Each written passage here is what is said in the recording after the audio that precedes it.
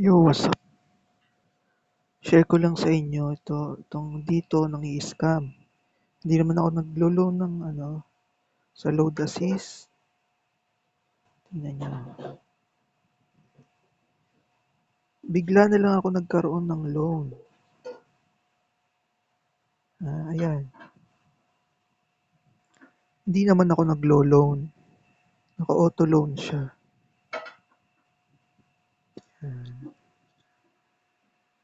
Tapos, pag tinatawagan ko sila, binababa lang yung calls. Tapos tignan niyo yung conversation namin sa Messenger.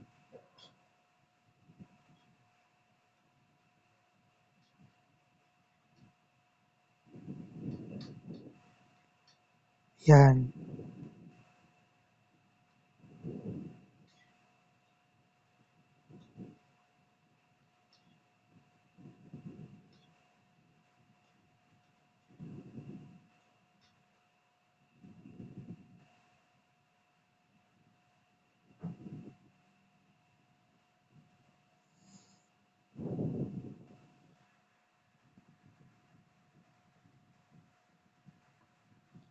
Grabe, nakakainis talaga.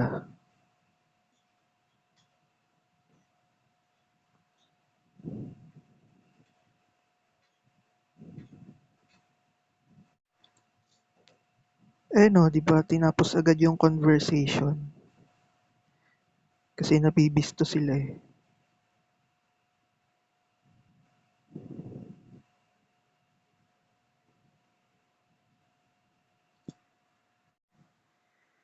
So ayun na nga, malinaw na malinaw nang-i-scam sila kasi tingnan niyo naman, tingnan niyo, 'yan,